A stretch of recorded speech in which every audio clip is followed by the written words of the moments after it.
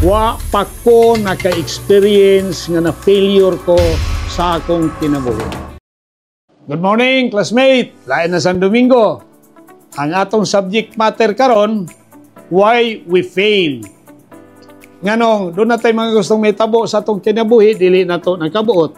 Ang nakalain pa yun, kung magka-experience ka og word failure, kung sa may mong bation, may mong malo-moral ka, murag ba na kay kapaingnan bitaw, disappointed ka, magulanon ka, nagawuri ka, kay nakay gustong makabot, wa ni mo nakabot, mahimong naimbaras ka, maulaw ka sa imong mga amigo, sa imong pamilya, matiyo na nung kang kasuko sa imong kaugalingon, hanto sila yung tao, matiyo na kang kasuko, ma-stress ka, ma-depress ka, mabitaw na magkadungog ka nga na mga nag-suicide, na nag-amok, labaw na yun, mawad-an ta og salig sa kaugalingon, mawad-an tag disiplina. Daghan na nangutana sa akua. Did I experience failure? Classmate, ang akong masulti ninyo, wa pa ko naka-experience nga na failure ko sa akong kinabuhi. Nga naman, this is highly debatable.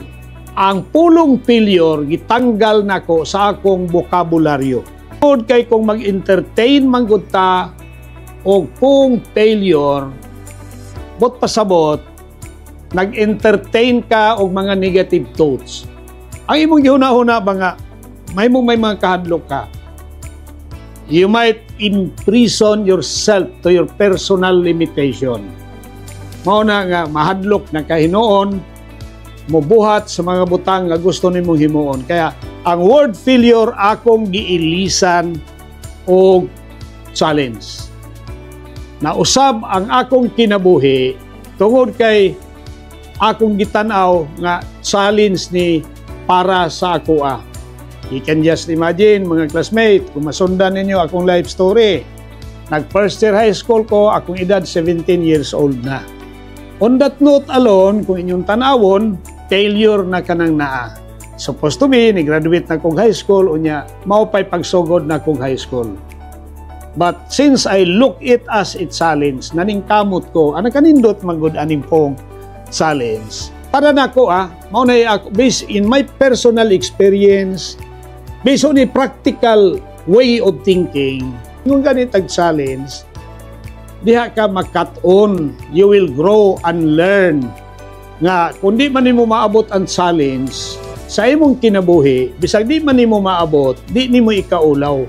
Na kay nahimo sa imong kinabuhi. Mao na nga, ang uban, dili gusto mo take og rest tungod kay mahadlok. But if you will consider na challenge ang word failure, walay problema para nimo tungod kay di man nimo ikaulaw kung di nimo maabot. Ang challenge mahimong makahatag nato nga atong madiscovery ang atong our strength and weakness. Ngano wa man ako ni maabot? Unsa bay strength nako, unsa bay akong weakness? Mahimong ang imong weakness sama sa gisulti na nako sa unahan, nag-entertain kag negative thoughts. Mao na imong weakness. Kasi if you consider challenge, doon ay mga opportunity. Na ay opportunity nga pwede nimong maabot sa imong kinabuhi. So, ang challenge mo ay nagatudlo na to nga makat-unta pagpaningkamot. Makat-unta unsaon pagsulbad sa problema. Mga classmate, tanawar ko ninyo ha. Ang kanang pong problema, naanag yun na siya. I accept it in my vocabulary. Nga na problema. Pero timan ninyo, ang pulong problema, naanay solusyon. Walay problema nga walay solusyon. Even ang problema nga wala na solusyon, napagya po'y solusyon. Leave that problem alone. Masulbad rana siyag iya. Dapat atong i-embrace word challenge. We will disregard the word failure. Mga classmate, kining akong panahon nga gigahin karon, dili na ko ni gustong tason siguro nga akong gisulti ninyo, nanamoy nakutlo nga mga pagtulunan. Mamahimong nakahatag kong motivation sa inyo. Kay kining akong pag-vlog, ang pinaka-purpose na ko dinhi, I can give you word of motivation based on my personal experience in a very practical way. Mga classmate, dinhi na ko tapuson ang akong panahon, agig pag-ingon, kung ikaw may ambisyon, may handom sa kinabuhi, trabaho. Salig sa Diyos, ug labaw sa tanan, salig sa imong kaugalingon. Good morning, classmate!